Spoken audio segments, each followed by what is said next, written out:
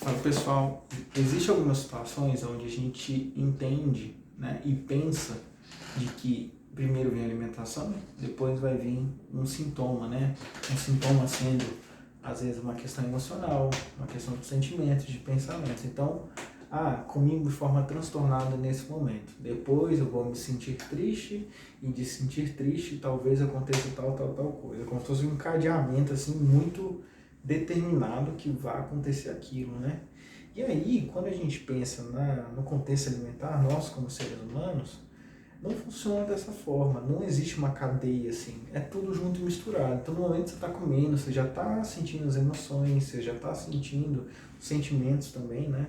Você está tendo pensamentos nesse momento e tudo acontece junto e misturado. E isso gera um certo estranhamento para a gente como profissional e para o paciente, porque isso não é normalmente dito, né? A gente pensa que, por exemplo, né, a gente não, né, mas dentro da ciência coloca assim, se a gente consumir mais proteína ao longo do dia, isso vai aumentar a probabilidade da gente reduzir o consumo de doce durante o dia. Mas será que você é a probabilidade? E como funciona com você esse consumo de proteína e esse impacto dentro da sua alimentação? Será que é isso que de fato vai fazer a sua mudança dentro desse comportamento que você tem para que você come mais ou menos? Às vezes não, às vezes sim. Mas como é que a gente consegue identificar isso? Testando as estratégias.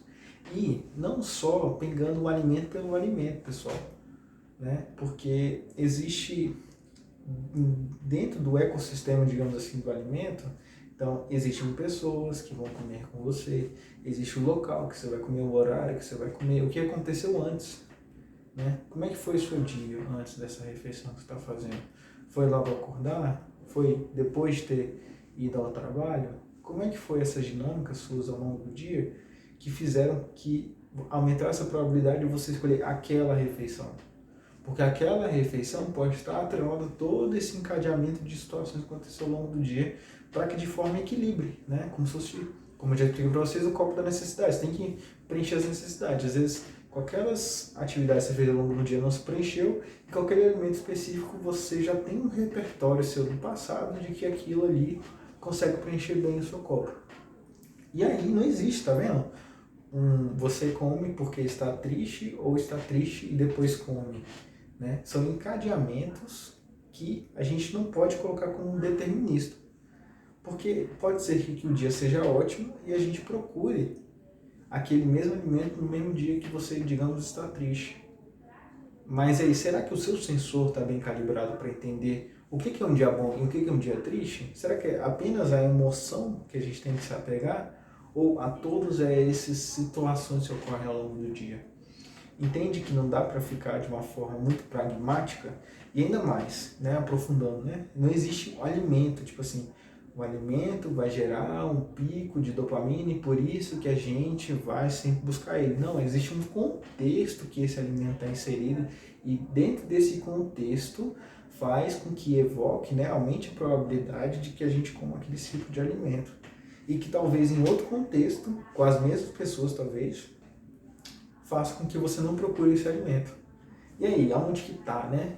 Por isso que a gente tem que avaliar tipo, como se fosse um N igual a 1, né? Nós comparando e analisando nós mesmos nesse sistema e assim isso fazer com que a gente aprimore o nosso sensor em relação à nossa relação com a alimentação, entende? Então, sai um pouco, né, desse determinismo, né, de botar um encadeamento fechado e começar a abrir a sua cadeia de sensores de visualização sobre o que está acontecendo e para que você está tomando aquela atitude. Né? É para compensar, para se sentir amado, para sentir afeto.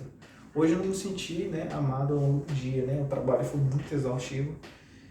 E aí eu quero um momento de afeto, de carinho, de amor próprio. E aí eu vou ali e como um docinho. Ou às vezes eu vou lá e faço comida para uma outra pessoa, que é uma forma de demonstrar amor, né? De ter essa estima por alguém, né? E aí no momento você faz algo por alguém no sentido de generosidade, também tem um retorno positivo emocional para a gente, se for de um ato totalmente genuíno, né?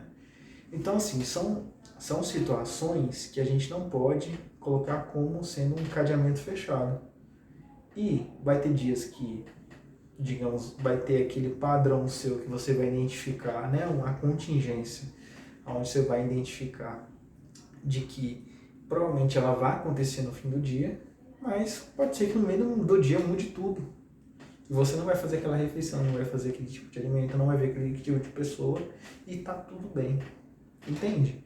Então, sair um pouco dessas caixas, né, como se fosse uma coisa muito fechada, e pensar nessa questão de probabilidades, né? A gente consegue prever um pouco do futuro, mas a gente não consegue determinar o que vai acontecer, né?